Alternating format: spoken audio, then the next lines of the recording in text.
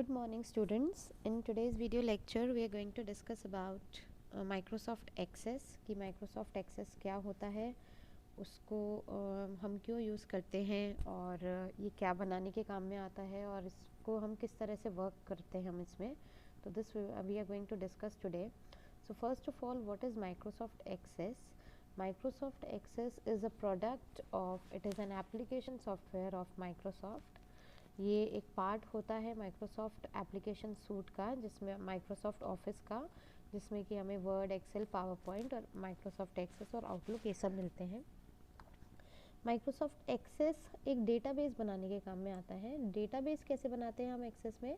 Database होता क्या है? First of all, database as you all know, database is a collection of interrelated data. Database होता है एक कलेक्शन होता है इंटर रिलेटेड डेटा का, और उसमें हम डेटा को अपने स्टोर कराते हैं. स्टोर तो हम, अब आप लोग you must be having a doubt कि डेटा तो हम कहीं पर भी स्टोर करा लेते हैं, तो उसका क्या बेनिफिट होता है? तो it is basically for easy retrieval of data, कि हम डेटा को इजीली रिट्रीव कर सकें. जब भी हमें जो भी चीज़ देखनी है वो हम देख सकें.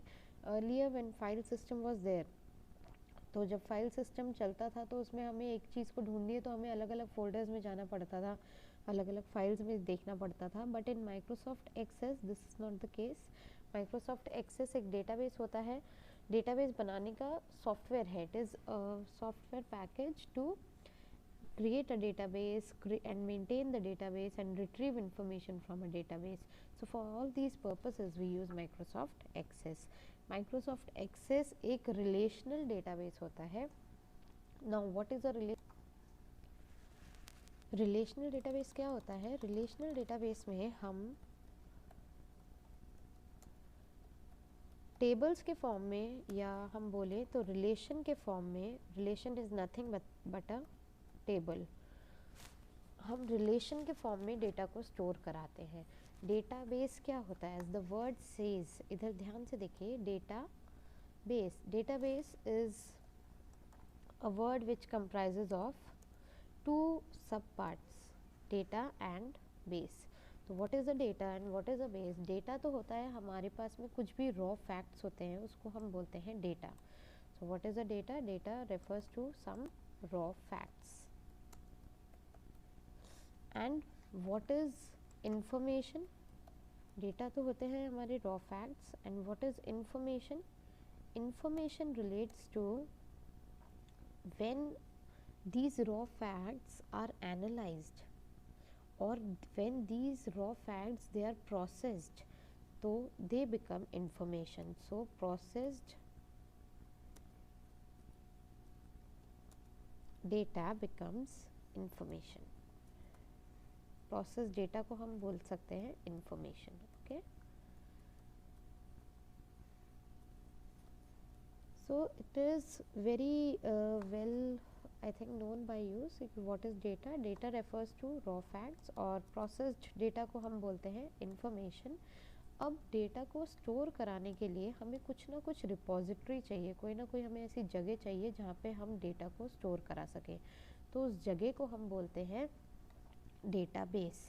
डेटाबेस क्या होता है? वो रिपोजिटरी होती है या एक प्लेस होती है where we store the data. That is the place where we store the data related to some in common topic. Database में हम, this is a very important word for database, कि database में हम कुछ data जो रखते हैं उस वो इंटर रिलेटेड होता है.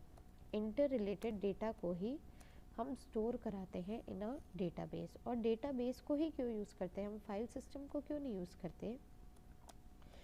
Because inter related data is stored in a database to reduce inconsistency. inconsistency क्या होती है? मैं बताती हूँ आपको. दो चीज़ें होती है. दो चीज़ों को हम ओवरकम करने के लिए, फाइल सिस्टम की दो प्रॉब्लम्स हुआ करती थी, उनको ओवरकम करने के लिए database was designed. First was to reduce inconsistent या to reduce redundancy. What is redundancy? Redundancy refers to duplication. तो ये क्या करता है, ये रिमूव करता है रिडंडेंसी को या फिर डुप्लीकेशन को। Redundancy refers to duplication. और ये क्या करेगा, एक तो ये रिमूव करता है रिडंडेंसी को या फिर डुप्लीकेशन को, मतलब एक डेटा को हम एक ही जगह स्टोर कराते हैं और फिर उससे हम हेल्प लेते हैं जिससे कि हम डेटा को लिंक कर सके। मतलब अगर हमारे पास में कोई भी डेटा है तो उस डेटा को, suppose we have 2 files in a database, हमारे पास में सपोज हम अपने कॉलेज का डेटाबेस बना रहे हैं, कनौरिया कॉलेज का डेटाबेस बना रहे हैं, तो उसमें अलग अलग इन्फॉर्मेशन अलग अलग लोगों की स्टोर होगी, फैकल्टी की भी होगी, स्टूडेंट की भी होगी। फॉर लेट्स से एक स्टूडेंट नाम की टेबल है, मैंने आपको बताया था कि हम डेटाबेस में टेबल्स के फॉर्म में या रिलेशन के फॉर्म में डेटा को स्टोर कराते हैं। तो लेट्स से कि एक स्टूडेंट नाम की टेबल है, ठीक है, या स्टूडेंट नाम का हमारे पास में रिलेशन है। I will use these terms interchangeably. If I use relation it definitely means table itself and nothing else. तो अगर हम डेटाबेस में एक स्टूडेंट नाम की हमने एक टेबल बनाई है, तो स्टूडेंट की इंफॉर्मेशन अलग अलग जगह पे होती है। स्टूडेंट की इन्फॉर्मेशन हॉस्टल में अगर कोई स्टूडेंट रह रहा है तो उसकी स्टूडेंट की इन्फॉर्मेशन हॉस्टल में भी होगी, उसकी एडमिनिस्ट्रेशन के पास भी होती है इन्फॉर्मेशन, और उसकी इन्फॉर्मेशन उसके डिपार्टमेंट के पास भी होती है जहाँ से कि वो कोर्स जिस भी कोर्स के लिए उन्होंने अप्लाई किया उसमें। So to store the data, earlier क्या होता था, हर फाइल अलग अलग बनती थी। मतलब हॉस्टल की फाइल में अलग स्टूडेंट का डेटा अलग से रहता था, एडमिनिस्ट्रेशन के पास में एक अलग डेटा रहता था स्टूडेंट का, डिपार्टमेंट के पास में एक अलग डेटा रहता था। तो इससे इनकन्सिस्टेंसी होती थी। अब इनकन्सिस्टेंसी क्या होती है, ये मैंने दूसरा टर्म यूज़ किया है, inconsistency. These are the two terms which are the core and crust of any database। अगर हम database की बात करें तो ये वो चीज़ें हैं जो core होती हैं, crust होती हैं database का। अगर हम कभी भी database की बात करेंगे तो हम इन दोनों चीज़ों के बिना database की बात ही नहीं कर सकते, क्योंकि अगर database बन रहा है तो it will definitely remove redundancy and inconsistency। क्योंकि डेटाबेस बनाने का मेन यूज़ ही ये था, मेन रिक्वायरमेंट ये थी कि हमें रिमूव करनी थी डुप्लीकेशन ऑफ डेटा। जैसा कि मैं आपको बता रही हूँ अभी, स्टूडेंट की इन्फॉर्मेशन जो होती है वो अलग अलग जगह पे स्टोर होती है। इन अर्लियर फाइल सिस्टम जब चलता था तो स्टूडेंट की इन्फॉर्मेशन अलग अलग जगह पे स्टोर की जाती थी। तो उससे क्या होता था, सपोज़ कीजिए किसी स्टूडेंट का कॉन्टैक्ट नंबर चेंज हो गया, तो स्टूडेंट ने एडमिनिस्ट्रेशन में इन्फॉर्म कर दिया ये सोच के कि बाकी जगह उसका डेटा ऑटोमेटिकली अपडेट हो जाएगा। लेकिन अगर ऐसा नहीं होता, या लेट से अगर वो हॉस्टल में इन्फॉर्म कर दिया उसने और एडमिनिस्ट्रेशन में इन्फॉर्म कर दिया, बट वो अपने डिपार्टमेंट में अलग से इन्फॉर्म करना भूल गई स्टूडेंट, तो क्या होगा, डिपार्टमेंट में उस स्टूडेंट का कॉन्टैक्ट नंबर अलग रहेगा और हॉस्टल के पास जो फाइल है उसमें अलग रहेगा और एडमिनिस्ट्रेशन के पास जो फाइल है उसमें अलग रहेगा। So this leads to inconsistency. Inconsistency means same data लेकिन उसकी वैल्यूज़ अलग अलग है, ठीक है।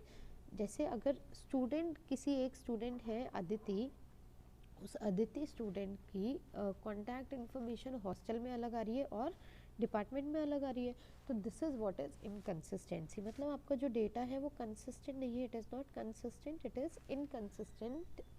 Now what does the word inconsistent means, it is not the same, it is different at different places. तो इस चीज़ को ओवरकम करने के लिए, अब इस चीज़ का डिसएडवांटेज क्या होता है कि ये पता ही नहीं पड़ पाता है कि सही डेटा कौन सा है और गलत डेटा कौन सा है। तो इसको ओवरकम करने के लिए ही डेटाबेस को डिज़ाइन किया गया था, और उसको इस तरह से डिज़ाइन किया गया था कि एक database inter related data store कराएगा। जैसे कि अगर एक कॉलेज का डेटाबेस है तो कॉलेज का database will be storing only the college information। अगर किसी हॉस्पिटल का डेटाबेस है तो it will store all the information related to a single hospital, okay.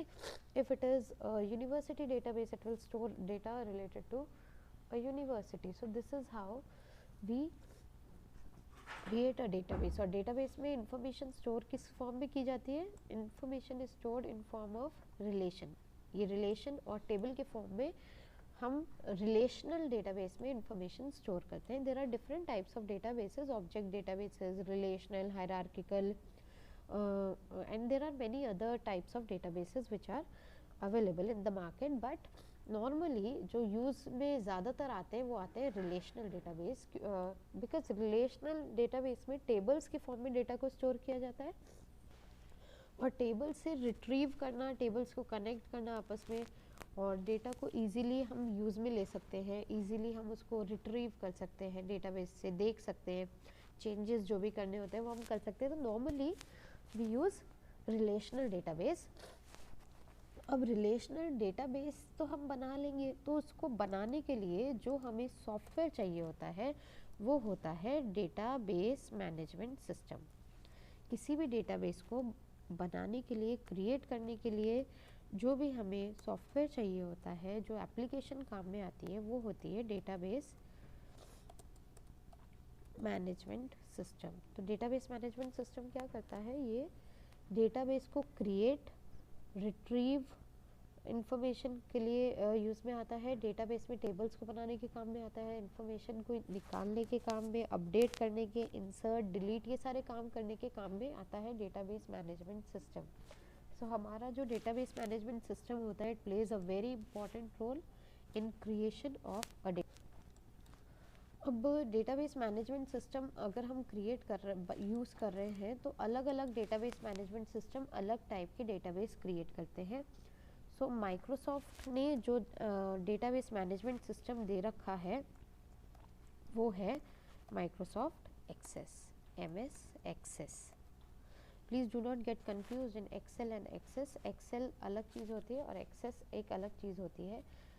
Excel में हम स्प्रेडशीट बनाते हैं, उसमें हम कैलकुलेशंस करते हैं, उसमें भी हम टेबल्स को यूज़ में लेते हैं, लेकिन उसमें हम मेनली कैलकुलेशन पे फोकस करते हैं। और माइक्रोसॉफ्ट एक्सेस एक डेटाबेस क्रिएट करने के काम में आता है, उसमें से डेटा को रिट्रीव करने के काम में आता है और अपडेट करने के काम में आता है। इस सारे काम के लिए हम माइक्रोसॉफ्ट एक्सेस को यूज़ करते हैं। So I hope the concept of database is clear to you.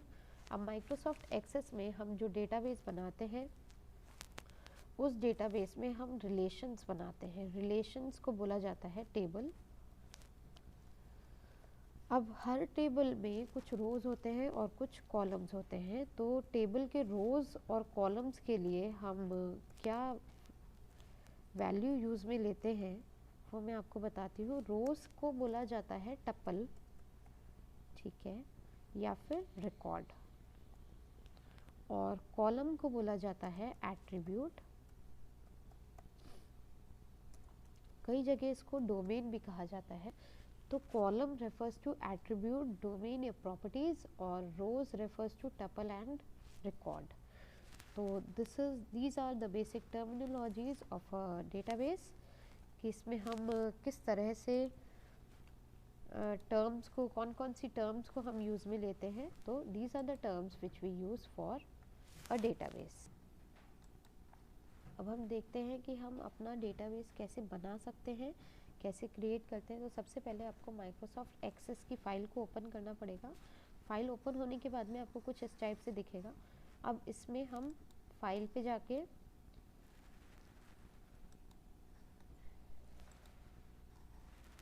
अगर हमें डेटाबेस को सेव करना है, सबसे पहले काम हमारा यही होना चाहिए कि हम अपने डेटाबेस को सेव कैसे करें। तो सेव डेटाबेस एज पे जब आप क्लिक करेंगे तो आपको डिटेल्स पूछी जाएगी कि आप अपने डेटाबेस को किस नाम से सेव करना चाहते हो और और कैसे आप उसको क्या लोकेशन रहेगी आपके डेटाबेस की। तो ये सब चीज़ें आपसे पूछी जाती है। तो you can just write the name of the file as, I am giving it the name recording database, या let us name it as student database. Save it, कहाँ किस टाइप का करना है वो हमने यहाँ पे ले लिया, and you can just save it. जैसे ही आप सेव करेंगे आपके टाइटल बार पे, द टॉप मोस्ट बार, उस पर आपका ये नाम लिखा हुआ आ जाएगा, स्टूडेंट डेटाबेस। अब इसके बाद में कुछ, अभी ये सब कुछ ब्लैंक आ रहा है, तो अब इसमें हम टेबल्स कैसे बनाएंगे, कैसे हम क्रिएट करेंगे। तो सबसे पहले देखो, होम टैब डिसेबल है क्योंकि अभी कुछ डेटा है ही नहीं जिस पे कि होम टैब वर्क करेगा। होम टैब के ऑप्शंस वर्क करेंगे। सो उसके लिए सबसे पहले हमें क्रिएट करानी पड़ेगी table. Database already we have created, अब हमें उस डेटाबेस के अंदर टेबल्स क्रिएट करानी पड़ेगी। हम फॉर्म भी देखेंगे और क्वेरी भी देखेंगे और हम रिपोर्ट भी देखेंगे कि हम किस तरह से बना सकते हैं डेटाबेस में। तो in my next video lecture I will be discussing about tables. Thank you.